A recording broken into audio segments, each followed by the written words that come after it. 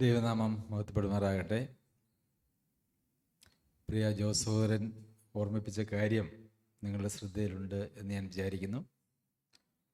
അല്പസമയത്തെ ചിന്തയ്ക്ക് ശേഷം നിങ്ങൾക്ക് മനസ്സിലായ കാര്യങ്ങളോ മനസ്സിലാകാത്ത കാര്യങ്ങളോ സംസാരിക്കാവുന്നതാണ്. എല്ലാ അവസരങ്ങൾ തരും. ഇതിനെ അങ്ങനെ നമ്മൾ വേർതിരിക്കുന്നതായിട്ടുള്ള സമയം അത് ഒരു ഭാരമായിട്ട് ആർക്കും തോന്നരുത്.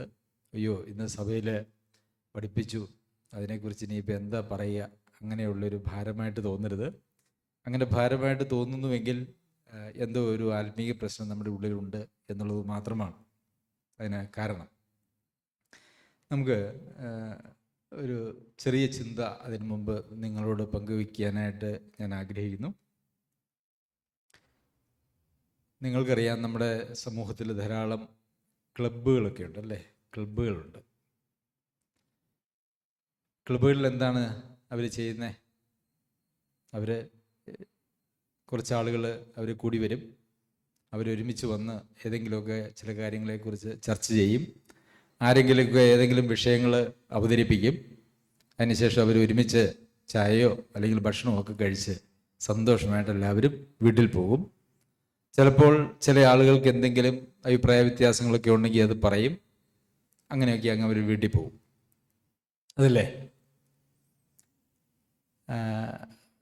നമ്മൾ ഇവിടെ ഒരു സഭയായിട്ട് ഒരുമിച്ച് കൂടുന്നുണ്ട്.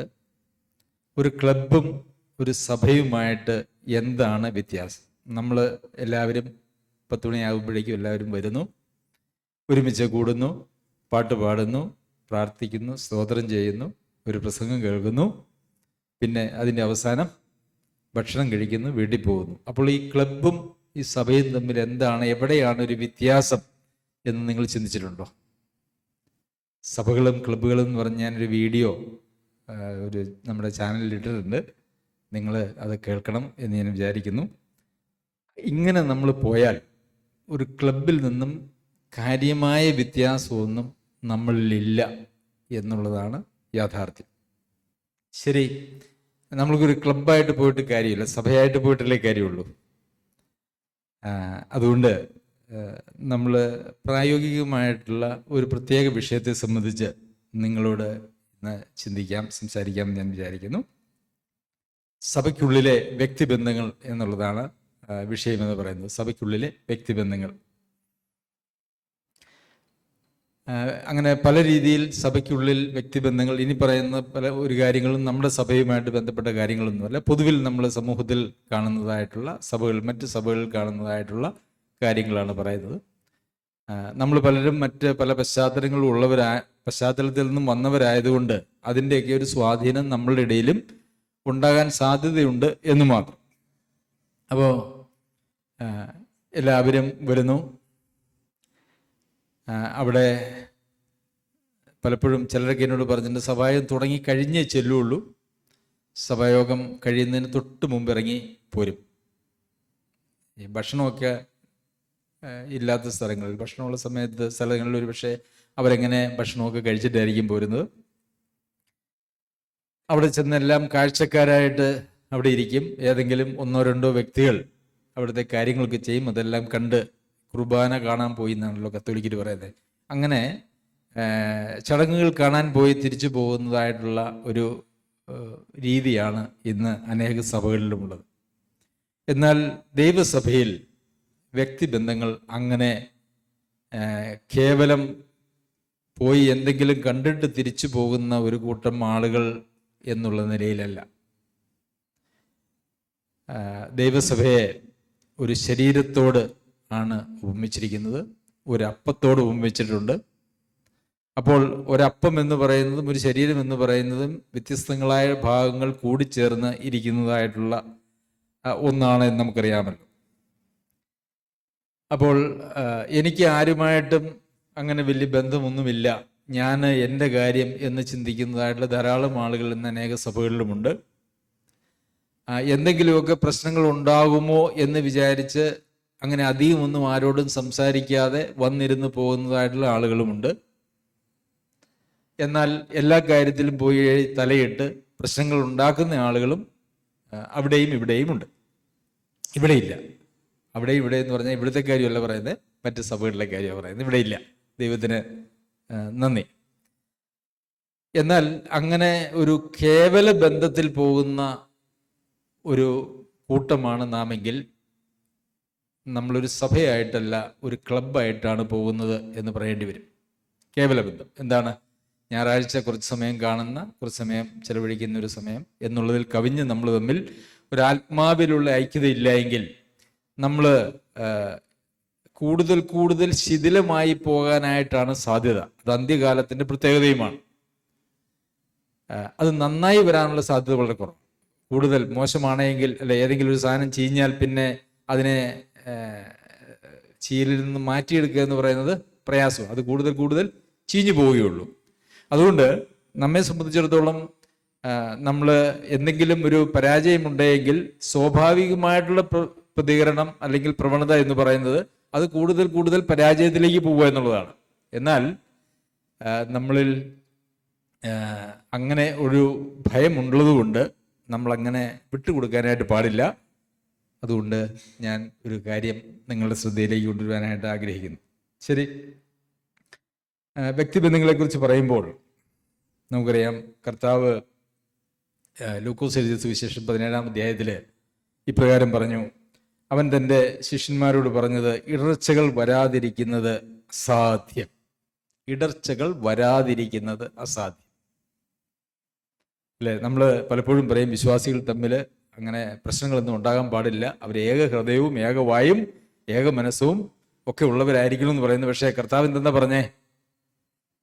ഇടർച്ചകൾ വരാതിരിക്കുന്നത് അസാധ്യം, ഇമ്പോസിബിൾ എന്ന് വെച്ച് കഴിഞ്ഞാൽ അത് വന്നിരിക്കും. കാരണം വ്യത്യസ്തങ്ങളായിട്ടുള്ള സ്വഭാവങ്ങളും രീതികളും പശ്ചാത്തലങ്ങളും ആത്മീയമായിട്ടുള്ള വളർച്ചയും ഒക്കെ ഉള്ള, അല്ലെങ്കിൽ ജഡികന്മാരും പ്രാകൃതന്മാരും ആത്മീയന്മാരും ഒക്കെ കൂടെ ഉൾപ്പെടുന്നതായിട്ടുള്ള കൂട്ടങ്ങളാണ് ലോകത്തിലുള്ള എല്ലാ സഭകളും. അതിലെല്ലാത്തിനകത്തും പ്രാകൃതന്മാർ കടന്നുകൂടിയിട്ടുണ്ട്, അതിനകത്ത് ജഡികന്മാരുണ്ട്, അതിനകത്ത് ആത്മീയന്മാരും ഉണ്ട്. അതുകൊണ്ട് ഇടർച്ച വരാതിരിക്കുക എന്ന് പറയുന്നത് അസാധ്യമായിട്ടുള്ളൊരു കാര്യമാണ്. എന്നാൽ എങ്കിലും അവ വരുത്തുന്നവന് അയ്യോ കഷ്ടം, അല്ലേ? അപ്പോൾ വരുത്തുന്നത് നല്ല കാര്യമല്ല, എന്നാൽ വരാതിരിക്കുകയുമില്ല. ഇത് നമ്മൾ മനസ്സിലാക്കേണ്ടതായിട്ടുള്ള ആവശ്യമുണ്ട്. ഇടർച്ചകൾ വരാതിരിക്കുന്നത് അസാധ്യം, എന്നാൽ അത് വരുത്തുന്നവൻ അയ്യോ കഷ്ടം. കൊരിന്ത്യർക്ക് എഴുതിയ 1-ാം ലേഖനം 11-ാം അധ്യായത്തിൽ നിങ്ങളിൽ കൊള്ളാവുന്ന വെളിവാകേണ്ടതിന് ഭിന്നപക്ഷങ്ങളും ഉണ്ടാകേണ്ടത് എന്ന് നമ്മൾ വായിക്കുന്നുണ്ട്. ഭിന്നപക്ഷങ്ങളും ഉണ്ട്. ഒരു ഭിന്നപക്ഷം ഉണ്ടായാലാണ് ഇതിനകത്തൊക്കെ ആർക്കൊക്കെയാണ് ആത്മീയമായിട്ടുള്ള കാഴ്ചപ്പാടുള്ളത് എന്ന് നമുക്ക് മനസ്സിലാക്കാനായിട്ട് സാധിക്കുക. ശരി, അവൻ ഈ ചെറിയവരിൽ ഒരുവൻ ഇറച്ചി വരുത്തുന്നതിനേക്കാൾ ഒരു തിരികല്ലിൽ അവൻ്റെ കഴുത്തിൽ കെട്ടി അവനെ കടലിൽ എറിയുന്നത് അവന് നന്ന്, അല്ലേ? ഒരാൾക്ക് ഇറച്ചി വരുത്തുന്നവൻ അയ്യോ കഷ്ടം എന്ന് പറയുന്നതിന് കാരണം എന്താ? അത് അത്രയേറെ ഗൗരവമുള്ള സാധനമാണ്. ഒരു സഹോദരൻ ഇറച്ചി വരുത്തുന്നതിനേക്കാൾ നല്ലത് അവൻ്റെ കഴുത്തിൽ ഒരു തിരികല്ല് കെട്ടി കടലിൽ എറിഞ്ഞു കളയുന്നത്. എന്തുകൊണ്ടാണ് കഴുത്തിൽ തിരികല്ല് കെട്ടി കടലിൽ എറിഞ്ഞു കളയുന്നത്? അത് ചീഞ്ഞ് അഴുകി സന്ധിബന്ധങ്ങൾ വിടുന്നതിന് മുമ്പ് ഒരു കാരണവശാലും അത് പൊങ്ങി പുറത്തോട്ട് മുകളിലേക്ക് വരാനായിട്ട് പാടില്ല. അല്ലെങ്കിൽ നമുക്കറിയാം, ഒരു 2-3 ദിവസമൊക്കെ കഴിയുമ്പം അത് ശരീരം മനുഷ്യരുടെ പക്ഷികളുടെയൊക്കെ അത് വെള്ളത്തിൽ പൊങ്ങി വരും. അത് പൊങ്ങി വരുവാൻ പോലും ആവശ്യമില്ലാത്ത വിധത്തിൽ അതിനെ കെട്ടിത്താത്തി കളയുക, ആർക്കും കാണാൻ പോലും ആവശ്യമില്ല എന്നുള്ള നിലയിൽ സഹോദരിമാരെ ഇടർച്ച വരുന്നത് അത്രയേറെ ഗൗരവമായിട്ടുള്ളൊരു കാര്യമാണ്. അതിനുശേഷം വീണ്ടും പറയുന്നു, സൂക്ഷിച്ചു കൊള്ളുവിൻ, സഹോദരൻ പിഴച്ചാൽ അവനെ ശാസിക്കുക, അവൻ മാനസാന്തരപ്പെട്ടാൽ അവനോട് ക്ഷമിക്കുക. അപ്പോൾ ഒരു സഹോദരൻ തെറ്റിപ്പോയാൽ എന്താ ചെയ്യേണ്ടത്? ശാസിക്കണം. പിന്നെ അവൻ മാനസാന്തരപ്പെട്ടാൽ അവനോട് ക്ഷമിക്കുക. ശരിയല്ലേ? സഹോദരൻ പിഴച്ചാൽ അവനെ ശാസിക്കുക. സഹോദരന്മാര് തെറ്റിപ്പോയാൽ കണ്ണടച്ച് മാറിപ്പോകാനുള്ള പ്രമാണം ഉണ്ടോ? അങ്ങനെ ഒരു പ്രമാണം ബൈബിളിലുണ്ടോ? സഭയ്ക്ക് പുറത്തുള്ള നമ്മളുമായിട്ട് ആത്മീക കൂട്ടായ്മ ഇല്ലാത്ത ആളുകളെ സംബന്ധിച്ചിടത്തോളം നമുക്ക് യാതൊരു വക ഉത്തരവാദിത്വവുമില്ല. നമ്മുടെ സഭയ്ക്ക് പുറത്താണെങ്കിലും ഇപ്പം മറ്റ് സഭകളിലുള്ള ആളുകളാണെങ്കിലും അവരുമായിട്ടൊരു ആത്മീകമായിട്ടുള്ള കൂട്ടായ്മ നാം പുലർത്തുന്നുണ്ടെങ്കിൽ അവരോടും നമ്മളുടെ മനോഭാവം ഇത് തന്നെയായിരിക്കണം. എന്നാൽ നമ്മളുമായിട്ട് ആത്മീയ കൂട്ടായ്മ ഇല്ലാത്തതോ അല്ലെങ്കിൽ മറ്റ് ആളുകൾ, നമ്മുടെ ചുറ്റുമുള്ള ആളുകളോ എന്തെങ്കിലും തെറ്റ് ചെയ്താൽ അവനെ പോയി ശാസിക്കാനുള്ള യാതൊരു അനുവാദവും പ്രമാണവും നമുക്കില്ല. പിന്നെ സ്നേഹിതരൊക്കെ ആണെങ്കിൽ സ്നേഹത്തിന്റെ ബന്ധത്തിൽ എന്തെങ്കിലുമൊക്കെ തിരുത്തി കൊടുക്കാമെന്ന് മാത്രമേ ഉള്ളൂ. പക്ഷെ സഹോദരൻ പിഴച്ചാൽ എന്ത് ചെയ്യണം? ശാസിക്കണം. ജോസഫോരൻ പ്രസംഗിച്ചപ്പോഴും പറഞ്ഞു, ഒരു മനുഷ്യന്റെ ആത്മീയ അവസ്ഥയെ മനസ്സിലാക്കാനായിട്ട് ഒരു ശാസന കൊടുത്താൽ അപ്പോൾ അറിയാം, എവിടെ നിൽക്കുന്നു എന്നുള്ളത് അറിയാം എന്ന് പറഞ്ഞു. അപ്പോൾ ശാസിക്കണമെന്നുള്ളത് ഒരു കൽപ്പനയാണ്. തെറ്റിപ്പോയാൽ നമ്മൾ പൊതുവെയുള്ള നമ്മുടെ രീതി എന്താണെന്നറിയാമോ? ഞാൻ അങ്ങോട്ട് വിട്ടുകളഞ്ഞേക്കാം. ഇനിയിപ്പം ഞാൻ എന്തെങ്കിലും ഞാനായിട്ട് പറഞ്ഞ് ഇനി എന്തെങ്കിലും ഒരു പ്രശ്നം ഉണ്ടാക്കണില്ല, ഞാനങ്ങ് സഹിച്ചാൽ മതിയല്ലോ, ഞാനങ്ങ് സഹിച്ചേക്കാം. പ്രിയമുള്ളവരെ, ഇത് ആത്മീകമായിട്ടുള്ള ഒരു മനോഭാവം അല്ല. സഹോദരൻ തെറ്റിപ്പോയാൽ സഹോദരനെ കുറ്റം ബോധ്യം വരുത്തുകയും ശാസിക്കുകയും ചെയ്യേണ്ടത് ആവശ്യമാണ്. തിമോത്തിയോസിന് എഴുതിയ 1-ാം ലേഖനത്തില് പാപം ചെയ്യുന്നവരെ ശേഷമുള്ളവർക്കും ഭയത്തിനായി എല്ലാവരും കേൾക്കെ ശാസിക്കുക. ഇത് എല്ലാവരും അറിയപ്പെടുന്ന അല്ലെങ്കിൽ പൊതുവിൽ അറിയാവുന്ന പാപത്തെക്കുറിച്ചാണ്. എന്നാൽ അങ്ങനെ പൊതുവിൽ പരസ്യമാകാത്ത പാപത്തെ സംബന്ധിച്ച് എങ്ങനെയാണ് കൈകാര്യം ചെയ്യേണ്ടത് എന്നുള്ളതിനെക്കുറിച്ച് വേറെ വേദഭാഗങ്ങൾ നമുക്കുണ്ട്. എന്നാൽ പൊതുവിൽ പരസ്യമായ പാപത്തെ സംബന്ധിച്ചാണ് അവരെ രഹസ്യമായിട്ടല്ല അത് തീർക്കേണ്ടത്, അത് പരസ്യമായിട്ട് തന്നെ അവരെ ശാസിക്കണം. കാരണം എന്താ? ബാക്കിയുള്ളവർക്കും പാപത്തോട് ഒരു ഭയം ഉണ്ടായിരിക്കണം എന്നുള്ളതാണ്. ദിവസത്തിൽ 7 വട്ടം നിന്നോട് പിഴയ്ക്കുകയും 7 വട്ടവും നിന്റെ അടുക്കൽ വന്ന് ഞാൻ മാനസാന്തരപ്പെടുന്നു എന്ന് പറയുകയും ചെയ്താൽ അവനോട് ക്ഷമിക്കുക. അപ്പോ 7 വട്ടവും നിന്നോട് പിഴച്ചു, 7 വട്ടവും അവൻ മാനസാന്തരപ്പെട്ടു, അവനോട് ക്ഷമിക്കുക. അപ്പോ മാനസാന്തരപ്പെട്ടാൽ എണ്ണമൊന്നുമില്ല, 770 വട്ടം എന്നാണ് നമ്മൾ മത്തായി എഴുതിയ സുവിശേഷത്തിൽ വായിക്കുന്നത്. അപ്പോൾ മാനസാന്തരപ്പെടുന്ന ഒരാളോട് ക്ഷമിക്കാതിരിക്കാൻ യാതൊരു അനുവാദവുമില്ല. പക്ഷേ പാപം ഒരാളുടെ ജീവിതത്തിൽ പ്രശ്നങ്ങൾ ഉണ്ടെങ്കിൽ അദ്ദേഹത്തെ തിരുത്തുക എന്ന് പറയുന്നത് ഒരു ഉത്തരവാദിത്വമാണ്. ക്ലബിൽ അതില്ല, ചർച്ചിൽ അതുണ്ട്. ഇതാണ് ചർച്ചും ക്ലബും തമ്മിലുള്ള ഒരു വ്യത്യാസം. അപ്പോൾ വിശ്വാസികളുടെ തെറ്റായിട്ടുള്ള രീതികളെ കണ്ട്, മാർഗങ്ങളെ കണ്ട്, ജീവിത രീതികളെ കണ്ടിട്ട് അതിനെ തിരുത്താനായിട്ട് സഭയിലെ ഉത്തരവാദിത്വമുള്ള ആളുകൾ അവരെ കൂട്ടാക്കാതെയോ അല്ലെങ്കിൽ അത്തരം കാര്യങ്ങൾ ഉണ്ട് എന്നറിഞ്ഞിട്ടും അത് ശ്രദ്ധയിലേക്ക് കൊണ്ടുവരാതിരിക്കുന്ന വിശ്വാസികളുടെ ഒരു കൂട്ടമാണ് ഒരു സഭയെങ്കിൽ അതിനെ സഭ എന്ന് വിളിക്കാനായിട്ട് കഴിയില്ല, അതിനെ കേവലം ക്ലബ്ബ് എന്ന് വിളിക്കാനായിട്ട് കഴിയുകയുള്ളൂ. അപ്പോൾ അത് ഒന്നാമത്തെ കാര്യം. ശരി, സഹോദരൻ പിഴച്ചാൽ അവനെ ശാസിക്കുക, അവൻ മാനസാന്തരപ്പെട്ടാൽ അവനെ അവിടെ ക്ഷമിക്കുക. വീണ്ടും മത്തായി എഴുതിയ സുവിശേഷം 18-ാം അധ്യായത്തില് നിന്റെ സഹോദരൻ നിന്നോട് പിഴച്ചാൽ നീ ചെന്ന് നീയും അവനും മാത്രമുള്ളപ്പോൾ അവന് ബോധം വരുത്തുക, കുറ്റം അവന് ബോധം വരുത്തുക. ഇത് ഒരു പരസ്യമായിട്ടുള്ള വിഷയമല്ല, ഇത് 2 പേർ തമ്മിൽ മാത്രമുള്ളതായിട്ടുള്ള വിഷയമാണ്. നീയും അവനും മാത്രമുള്ളപ്പോൾ അവിടെ വേറെ ആരെയും കൂട്ടാനായിട്ട് യാതൊരു അനുവാദവും ഇല്ല, മൂന്നാമതൊരാൾ അവിടെ പാടില്ല. അപ്പോൾ അങ്ങനെ ബോധം വരുത്തുക. നിന്റെ വാക്ക് കേട്ടാൽ നീ സഹോദരനെ നേടി. അവിടെ അദ്ദേഹം മാനസാന്തരപ്പെടുകയാണെങ്കിൽ അദ്ദേഹത്തോട് ക്ഷമിക്കുക, നീ സഹോദരനെ നേടി. കേൾക്കാഞ്ഞാലോ 2-3 സാക്ഷികളുടെ വായാൽ സകല കാര്യവും ഉറപ്പാകേണ്ടതിന് 1-2 പേരെ കൂട്ടിക്കൊണ്ടു ചെല്ലുക. അപ്പോൾ തന്നെ പോയിട്ട് പറ്റിയില്ല, ബോധം വരുന്നില്ല, അപ്പൊ പിന്നെ ഉള്ളതാണ് 2-3 പേരെ. അതായത് അപ്പോഴും ഇത് പൊതുവിൽ അറിയിക്കുന്ന ഒരു കാര്യമല്ല, അത് വീണ്ടും രഹസ്യ സ്വഭാവത്തിന് ഒരല്പം കൂടെ 1-2 പേരും കൂടെ അറിയാം എന്ന് മാത്രമേ ഉള്ളൂ. അവരെയും കൂട്ടിക്കൊണ്ടുപോയി ബോധം വരുത്തുവാനായിട്ട് ശ്രമിക്കുക. എന്നിട്ട് അവരെയും കൂട്ടാക്കുന്നില്ല എങ്കിൽ പിന്നെ എന്താ ചെയ്യേണ്ടത്? സഭയോട് അറിയിക്കുക.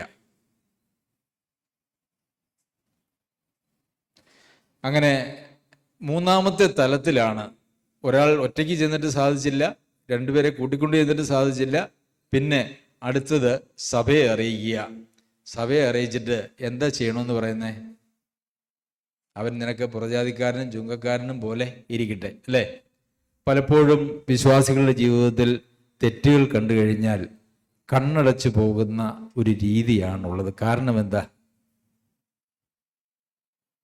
നമ്മൾ എന്തെങ്കിലും പോയി പറഞ്ഞാൽ അടുത്ത ആഴ്ച സഭായോഗത്തിന് വന്നില്ലെങ്കിൽ, അല്ലേ, സഭായോഗത്തിന് വന്നില്ലെങ്കിൽ സഭയിലെ ആളുകളുടെ എണ്ണം കുറഞ്ഞു പോകും, അതുകൊണ്ടും മിണ്ടണ്ട. ശരിയല്ലേ? അതാണ് ആളുകളുടെ ചിന്ത. അതല്ല എങ്കിൽ ഞാനായിട്ടൊരു സഭയിൽ ഒരു പ്രശ്നവും ഉണ്ടാക്കുന്നില്ല, ഞാനങ്ങ് സഹിച്ചോളാം എന്ന് പറയുന്നതായിട്ടുള്ള മനോഭാവം. പ്രിയമുള്ളവർ, അങ്ങനെയുള്ള മനോഭാവം ഒന്നും ഒരു ദൈവസഭയിൽ ദൈവം അനുവദിച്ചിട്ടില്ലാത്തതായിട്ടുള്ള മനോഭാവങ്ങളാണ്. തെറ്റിനെതിരെ നമ്മുടെ ദൈവം രക്ഷിച്ചിട്ട് ഈ ലോകത്തിൽ നമ്മെ നിലനിർത്തിയിരിക്കുന്നതിൻ്റെ ഉദ്ദേശം എന്ന് പറയുന്നത് നാം എപ്പോഴും ചിന്തിക്കാറുള്ളത് പോലെ നമ്മളിൽ ഒരു വലിയ രൂപാന്തരത്തിൻ്റെ ആവശ്യമുണ്ട്. അത് ദൈവം സഭയിലാണ് സകല വിശുദ്ധന്മാരോടും കൂടെ ഒരുമിച്ച് ജീവിക്കുമ്പോഴാണ് ഇതെല്ലാം നമുക്ക് ലഭ്യമാകുന്നത്. അവിടെ തിരുത്തലുകളും അവിടെ ശാസ്ത്രങ്ങളും തെറ്റുകൾ വരും, ഇടർച്ച വരും, ഇടർച്ച വരാതിരിക്കുകയില്ല. ഞാൻ വിചാരിക്കുന്നു ഈ സഭയിലുള്ള നമ്മൾ 10-40 അംഗങ്ങളുണ്ടെങ്കിൽ ഈ അംഗങ്ങൾക്ക് എല്ലാവർക്കും പ്രശ്നങ്ങളുണ്ട്. അത് പഠിപ്പിക്കുന്നവർക്കുമുണ്ട്, കേൾക്കുന്നവർക്കുമുണ്ട്, എല്ലാവർക്കും പ്രശ്നങ്ങളുണ്ട്. ഇത് അന്യോന്യം തിരുത്താനും തിരുത്തപ്പെടാനും തയ്യാറല്ല എങ്കിൽ നമ്മൾ കേവലം ഒരു ക്ലബായിട്ട് മാറിപ്പോകും. ദൈവം എന്താണോ നമ്മളെക്കുറിച്ച് ഒരു സഭയിൽ ജീവിക്കുന്നത് വഴി ആഗ്രഹിക്കുന്നത്, സഭയോട് ചേർക്കുന്ന വഴി ദൈവം എന്താണോ ആഗ്രഹിക്കുന്നത്, അങ്ങനെയുള്ള യാതൊരു കാര്യങ്ങളും അവിടെ നടക്കുകയില്ല. മത്തായി സുവിശേഷം 5-ാം അധ്യായത്തിന്റെ 21 മുതലുള്ള വാക്യങ്ങളിൽ കൊല ചെയ്യരുത് എന്നും ആരെങ്കിലും കൊല ചെയ്താൽ ന്യായവിധിക്ക് യോഗ്യനാകുമെന്നും പൂർവന്മാരോടല്ലേ ചെയ്തത് നിങ്ങൾ കേട്ടിട്ടുണ്ടല്ലോ. ഞാനോ നിങ്ങളോട് പറയുന്നു, സഹോദരനോട് കോപിക്കുന്നവനെല്ലാം ന്യായവിധിക്ക് യോഗ്യനാകും. സഹോദരനോട് നിസ്സാര എന്ന് പറഞ്ഞാലോ ന്യായാധിപ സഭയുടെ മുമ്പിൽ നിൽക്കേണ്ടി വരും. മൂട എന്ന് പറഞ്ഞാലോ അഗ്നി നരകത്തിന് യോഗ്യനാകും. ആകയാൽ നിന്റെ വഴിപാട് യാഗപീഠത്തിങ്കൽ കൊണ്ടുവരുമ്പോൾ സഹോദരൻ നിന്റെ നേരെ വല്ലതുമുണ്ട് എന്ന് അവിടെ വെച്ച് ഓർമ്മ വന്നാൽ നിന്റെ വഴിപാട് അവിടെ യാഗപീഠത്തിന് മുമ്പിൽ വെച്ചേച്ച് ഒന്നാമത് എന്ന് സഹോദരനോട് നിരന്നു കൊള്ളുക, പിന്നെ വന്ന് നിന്റെ വഴിപാട് കഴിക്കുക. നമുക്ക് പരിചയമുള്ള വാക്യമാണ്. ഇവിടെ സഹോദരനോട് കോപിച്ചു, ആവശ്യമില്ലാത്ത ചില വാക്കുകളൊക്കെ പറഞ്ഞു, നിസ്സാരാന്നും മൂടാന്നും, അല്ലേ? മൂടാന്ന് ആരെയെ വിളിച്ചേ? ദൈവം വസിക്കുന്നതായിട്ടുള്ള ദൈവത്തിന്റെ ആലയമായിരിക്കുന്ന ഒരു ദൈവപൈതലിനെയാണ് എന്ത് വിളിച്ചത്? നിസ്സാരാന്നും മൂടാന്നും ഒക്കെ. അത് കഴിഞ്ഞ് എങ്ങോട്ടാ പോകുന്നേ? യാഗമർപ്പിക്കാൻ പോവുകയാണ്. അങ്ങനെ പോയപ്പോഴാണ് ഓർമ്മ വന്നത്, ഇങ്ങനൊരു പ്രശ്നം ഒരാളെ ഞാൻ അലക്ഷ്യമായി സംസാരിച്ചിട്ടുണ്ട്. അപ്പോൾ എന്താ ചെയ്യേണ്ടത്? നീ ആ യാഗ ഒക്കെ കഴിച്ചേച്ച് ചെന്നേച്ച് എത്രയും പെട്ടെന്ന് രമ്യതപ്പെടുക എന്നല്ല, ആ യാഗവസ്തു അവിടെ വെച്ചിട്ട് എത്രയും പെട്ടെന്ന് പോയി രമ്യപ്പെട്ടിട്ട് തിരിച്ചു വന്ന് യാഗമർപ്പിക്കുക. പ്രിയമുള്ളവരെ, അത് ആദ്യം നമ്മൾ നിന്റെ സഹോദരൻ നിന്നോട് പിഴച്ചാൽ എന്നാണ് നമ്മൾ വായിച്ചത്. ഇവിടെ നീ നിന്റെ സഹോദരനോട് പിഴച്ചാൽ, നീ നിന്റെ സഹോദരനെ നിസാരായെന്നോ മൂടായെന്നോ വിളിക്കുകയോ ആ ഒരു നിലയിൽ മനോഭാവത്തോടുകൂടെ പെരുമാറുകയോ ചെയ്താൽ, അതും അതിനകത്ത് വരുന്ന കാര്യങ്ങൾ തന്നെയാണ്. നമ്മൾ മൂടാന്നും വിളിച്ചില്ല, നിസാരാന്നും വിളിച്ചില്ല, പക്ഷെ നമ്മൾ അവരോട് പെരുമാറി ഇതൊക്കെ ആ ഒരു നിലയിലായിരുന്നുവെങ്കിൽ അതും ഇതുപോലെ തന്നെ ഗൗരവമായിട്ടുള്ള കാര്യമാണ്.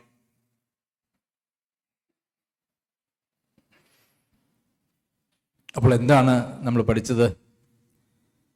സഹോദരൻ നമ്മളോട് തെറ്റ് ചെയ്തു, നമ്മളെ അടുത്ത് വന്ന് ക്ഷമിക്കണമെന്ന് പറഞ്ഞു, നമ്മൾ ക്ഷമിക്കാൻ ബാധ്യസ്ഥരാണ്, ശാസിക്കാനും തിരുത്താനും ബാധ്യസ്ഥരാണ്. സഹോദരൻ നമ്മളോട് എന്തോ ചെയ്തു, നമ്മൾ അങ്ങോട്ട് പോയി നിരപ്പ് പ്രാപിക്കേണ്ടത് ആവശ്യമാണ്. ഞാൻ സഹോദരനോട് എന്തോ ചെയ്തു, ഞാൻ അങ്ങോട്ട് പോയി നിരപ്പ് പ്രാപിക്കേണ്ടത് ആവശ്യമാണ്. ഇതാണ് നമ്മുടെ ഈ ലോക ജീവിതത്തിലെ ശുദ്ധീകരണ പ്രക്രിയ എന്ന് പറയുന്നത്.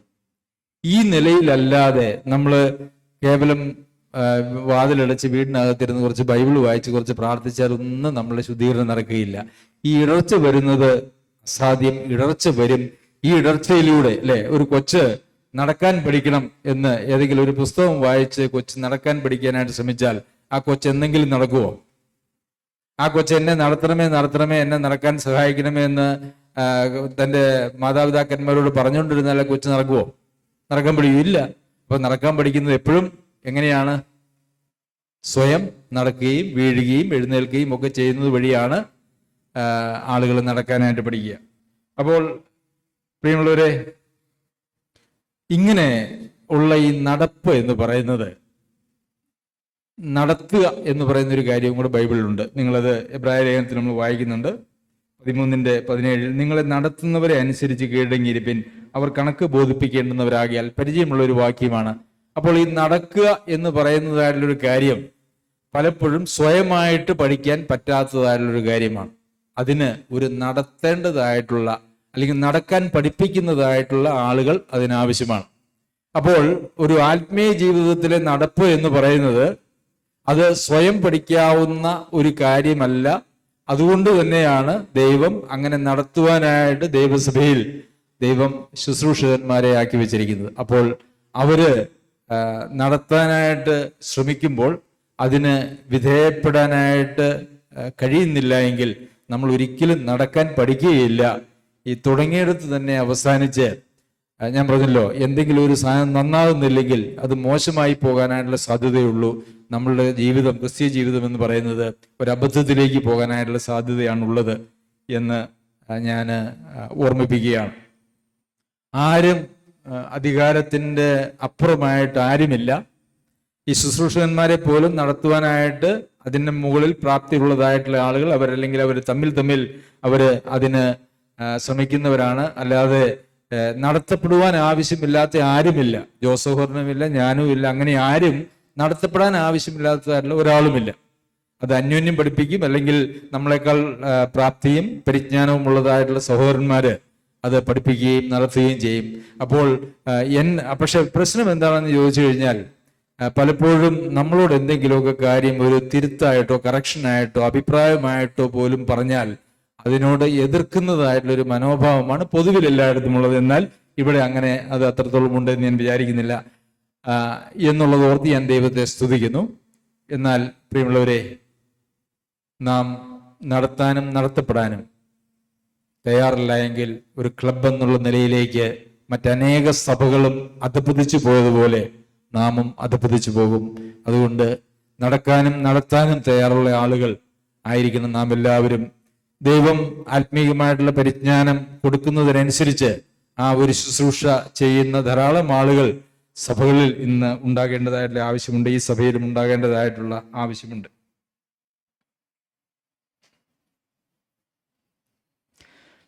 പലപ്പോഴും എന്താണ് പ്രശ്നം? ഈ ആളുകൾക്ക് കാര്യങ്ങൾ സ്വീകരിക്കാൻ മനസ്സില്ലാതെ വരുന്നതിൻ്റെ ഒരു കാരണം ശരിയെന്ത് തെറ്റെന്ത് എന്നുള്ളതിനെ സംബന്ധിച്ചുള്ള ആളുകളുടെ അറിവിൻ്റെ തലത്തിലാണ് പ്രശ്നമുള്ളത്. പലപ്പോഴും നാം പല കാര്യങ്ങളും ചെയ്യുമ്പോൾ അത് നമ്മളുടെ ശരികളാണ്. തെറ്റാണ് എന്ന് വിചാരിച്ചുകൊണ്ട് ചെയ്യുന്നത് ആളുകളുണ്ട്, അതിനുശേഷം തെറ്റിനെ ന്യായീകരിക്കുന്നതായിട്ടുള്ള ആളുകളുണ്ട്. എങ്കിൽ പോലും പലപ്പോഴും നാം ചെയ്യുന്നത് നമ്മളുടേതായിട്ടുള്ള ശരികളാണ്. എന്നാൽ ആത്മീകമായി ശരി എന്ന് പറയുന്നത് അത് വളരെ പരിജ്ഞാനം ആവശ്യമായിട്ടുള്ളൊരു കാര്യമാണ്. അത് നമ്മൾ കഴിഞ്ഞ ആഴ്ച നമ്മൾ അതിനെക്കുറിച്ച് ചിന്തിച്ചിരുന്നു. നമ്മൾ എബ്രായർക്ക് എഴുതിയ ലേഖനത്തിൽ നിന്നാണ് നമ്മളത് ചിന്തിച്ചത്. 5-ാം അധ്യായത്തിന്റെ 14-ാമത്തെ വാക്യം, കട്ടിയായുള്ള ആഹാരം നന്മ തിന്മകളെ തിരിച്ചറിയുവാൻ തഴക്കത്തിൽ അഭ്യസിച്ച ഇന്ദ്രിയങ്ങളുള്ളവരായി പ്രായം തികഞ്ഞവർക്കേ പറ്റുകയുള്ളൂ. കട്ടിയായുള്ള ആഹാരം എന്ന് പറയുന്നത് നന്മ തിന്മകളെ തിരിച്ചറിയുവാൻ തഴക്കത്താൽ അഭ്യസിച്ച ഇന്ദ്രിയങ്ങളുള്ളവരായി പ്രായം തികഞ്ഞവർക്കേ പറ്റുകയുള്ളൂ. അതുകൊണ്ട് ഇത് ശിശുക്കൾക്ക് പറ്റാത്ത ഒരു കാര്യമാണ്. ആത്മീയമായിട്ട് ഏറെ പക്വതയും പരിജ്ഞാനവുമുള്ള ആളുകൾക്ക് മാത്രമേ ശരിയും തെറ്റും വിവേചിക്കുവാനായിട്ട് കഴിയുകയുള്ളൂ. അതാണ് സത്യത്തിന്റെ പരിജ്ഞാനം പ്രാപിക്കുക എന്ന് പറയുന്നതുകൊണ്ട് ഉദ്ദേശിക്കുന്നത്. അല്ലാതെ ദൈവവചനത്തിൽ ഏതെങ്കിലും ഉപദേശ കാര്യങ്ങളെ കുറിച്ചൊക്കെ പറയുമ്പോൾ അത് കട്ടിയായ ആഹാരം എന്നുള്ളതല്ല. അതൊക്കെ ഏറ്റവും അടിസ്ഥാനപരമായിട്ടുള്ള കാര്യങ്ങൾ എന്നാണ് വചനത്തിൽ പിന്നീട് 6-ാം അധ്യായത്തിലേക്ക് നാം വായിക്കുന്നത്. അപ്പോൾ ഈ ശരിയും തെറ്റും വിവേചിക്കുക എന്ന് പറയുന്നത് അങ്ങനെ വലിയ ബുദ്ധിമുട്ടായിട്ടും നമുക്ക് ആർക്കും തോന്നിയിട്ടില്ല, അല്ലേ? കാരണം എന്താണെന്നറിയോ? നമുക്ക് പരിജ്ഞാനമില്ല എന്നുള്ളത് കൊണ്ടാണ്. നമ്മുടെ ശരി എന്ന് പറയുന്നത് ക്രിസ്തു ആ ഒരു സാഹചര്യത്തിൽ ക്രിസ്തു ആയിരുന്നുവെങ്കിൽ എന്തു ചെയ്യുമായിരുന്നു എന്നുള്ളതാണ് ശരി. നമ്മുടെ ശരികളൊന്നും ശരികളല്ല. ക്രിസ്തു നമ്മൾ എഴുത്തപ്പെട്ടിരിക്കുന്ന, നമ്മൾ തീരുമാനമെടുക്കുന്ന ഒരു സാഹചര്യത്തിൽ, ഒരു സമയത്ത് എൻ്റെ സ്ഥാനത്ത് ഇവിടെ കർത്താവ് ആയിരുന്നുവെങ്കിൽ കർത്താവ് എന്ത് ചെയ്യുമായിരുന്നു എന്നുള്ളതാണ് ശരി. അതറിയണമെങ്കിൽ ഈ പറഞ്ഞതുപോലെ നന്മ തിന്മകളെ തിരിച്ചറിയുവാൻ തഴക്കത്താൽ അഭ്യസിപ്പിച്ച് ഇന്ദ്രിയങ്ങളുള്ളവരായി പ്രായം തികഞ്ഞവർക്കേ കഴിയുള്ളൂ. പക്ഷെ നമ്മൾ പലപ്പോഴും ശരിയും തെറ്റും തീരുമാനിക്കുന്നത് നമ്മുടെ പരിചയം കൊണ്ടും നമ്മുടെ ദേഹിയിൽ നിന്നും അല്ലെങ്കിൽ ജഡത്തിൽ നിന്നോ വരുന്നതായിട്ടുള്ള ആലോചനകളും നമ്മൾ മറ്റുള്ളവരിൽ കണ്ടതുമായിട്ടുള്ള കാര്യങ്ങളെയാണ് നമ്മൾ ശരി വെച്ചിട്ടാണ് നമ്മൾ ശരിയും തെറ്റും തീരുമാനിക്കുന്നത്. ഞാനൊരു കാര്യം നിങ്ങളോട് പറയാം, നമ്മളുടെ ജീവിതത്തിൽ എടുക്കുന്ന 95% തീരുമാനങ്ങളും തെറ്റാണ്. കാരണം ആ ഓരോ തീരുമാനം എടുക്കുമ്പോഴും കർത്താവായ യേശുക്രിസ്തുവാണ് അവിടെ തീരുമാനമെടുക്കുന്നതെങ്കിൽ എങ്ങനെ എടുക്കുമായിരുന്നു എന്ന് നമ്മൾ ആരും ചിന്തിക്കാറില്ല. അതിനുള്ള ഒരു പരിജ്ഞാനമോ പ്രാപ്തിയോ നമുക്ക് ഒരിക്കലും വന്നിട്ടുമില്ല. അതുകൊണ്ട് ആണ് ഈ നടത്തുക എന്ന് പറയുന്നതായിട്ടുള്ള ആവശ്യവും നടത്തുന്നവർക്ക് വിധേയപ്പെട്ടിരിക്കുക എന്ന് പറയുന്നതായിട്ടുള്ള ആവശ്യവും. പലപ്പോഴും ഈ നടത്തുന്നവര് പറയുന്നതായിട്ടുള്ള പരിജ്ഞാനത്തിന്റെ വാക്കുകളെ ഉൾക്കൊള്ളുവാനായിട്ട് ഒരു പക്ഷെ കഴിഞ്ഞോണമെന്ന് നിർബന്ധമില്ല. ഉൾക്കൊണ്ടാലും ഇല്ലെങ്കിലും അത് ചെയ്തേ പറ്റൂ. കാരണം ക്രിസ്തു എവിടെയായിരിക്കുന്നു, ക്രിസ്തു എന്ത് തീരുമാനിക്കുന്നു എന്നുള്ളത് പറഞ്ഞു തരാൻ അങ്ങനെ പരിജ്ഞാന പൂർത്തി വന്ന ആളുകൾക്ക് മാത്രമേ സാധിക്കുകയുള്ളൂ. അപ്പോൾ അങ്ങനെ തീരുമാനങ്ങൾ നാം എടുത്താണ് നമ്മൾ അങ്ങനെ പരിജ്ഞാനത്തിലേക്ക് വളരുന്നത് എന്നുള്ളത് ഒരു യാഥാർത്ഥ്യമാണ്. ശരി, തുറന്നുള്ള സമയം 15 മിനിറ്റ്. നമുക്ക് എന്തൊക്കെയാണ് ഇന്ന് ദൈവവചനത്തിൽ നിന്ന് നമ്മൾ മനസ്സിലാക്കിയത് എന്നുള്ളതിനെ കുറിച്ച് പറയാം.